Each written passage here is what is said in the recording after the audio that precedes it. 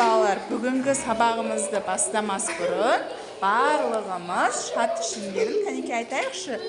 Мына аспан астында жақсы адамдар табылар.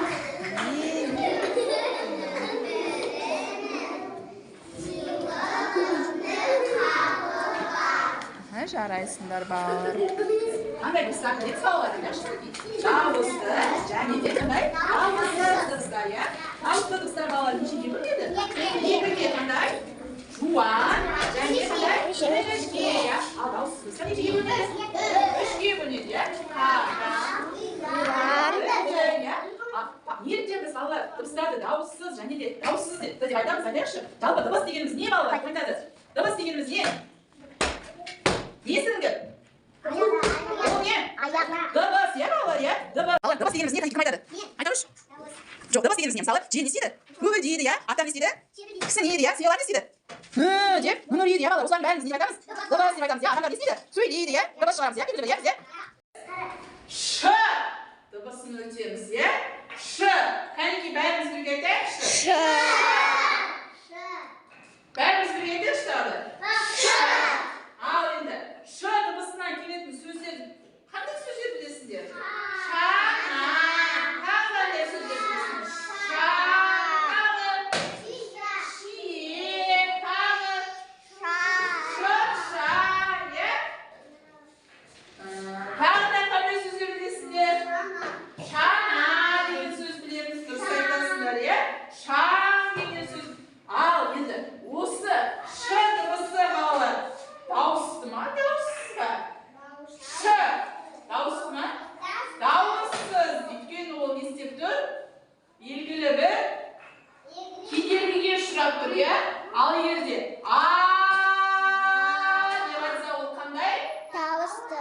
Дауысты дыбыс, иә? Өйткені ол ешқандай неге ұшырамайды? Кедергіге ұшырамайды. Көк түспен белгілейміз, иә? Қараңдаршы. Мына жерде дыбыстық талдау жасалып тұр, иә? Шар сөзіне бірінші қандай дыбыс естіп тұрсыңдар? Ш. Ол қандай дыбыс? Дауыссыз. Оны қандай бен? Көкпен белгілеген. Ал екінші шар деген сөзде екінші қандай дыбыс? Дыбысы. Оны қандай бен белгілеген? Қызылмен белгілеген. Үшінші шар деген кейін соң қандай дыбыс? Көкпен. Р дыбысын естіп тұрмыз, иә? Оны көкпен белгілеген, иә? Ал мынау не балалар? Шие, иә? Шие дегенде бірінші қандай дыбыс естіп тұрсыңдар? Ш. Оны қандай түспен белгілеген? Көкпен. Шие. Екінші қандай дыбыс? И дыбысы, иә? Ол қандай дыбыс? Дауысты, иә? Шие. Е дыбысты ең соңғы ол дауысты, иә? Қызылмен белгіленіп тұр, иә? Үнемі дыбыстық талдау жасап жүрміз, иә? Енді қараңдаршы, мына жерге қандай сөз жаздым мен? Шана сөзін жаздым, иә?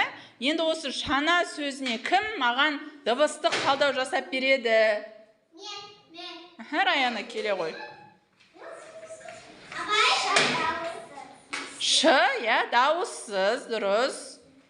А, дауысты. Н, дауыссыз. А, дауысты. Дұрыс жасады ма, балалар? Иә, дұрыс жасады, иә?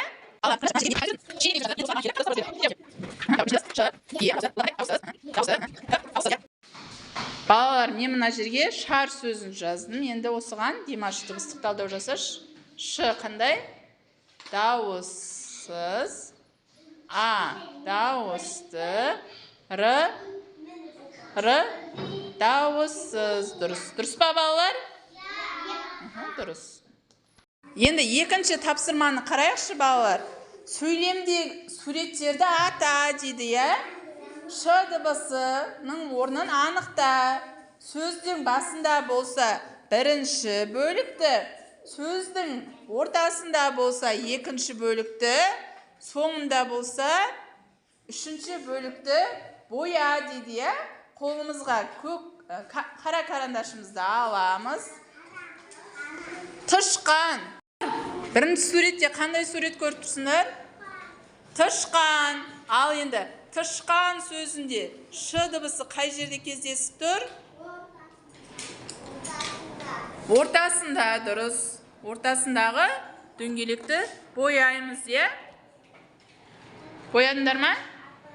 Төрт бұрыштыны бояймыз ортасында. Бояу. Екінші суретте нені суретін көріп тұрсыңдар? Шахмат. Шахмат сөзінде ш дыбысы қай жерде кездесіп тұр?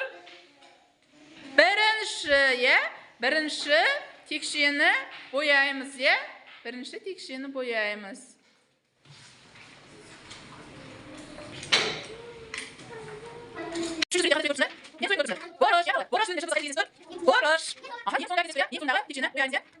Алар, бәріміз қолымызға карандашымызды немесе қаламымызды аламыз.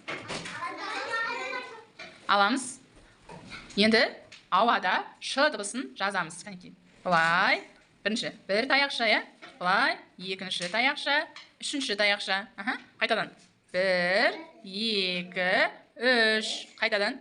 Бір, екі, үш.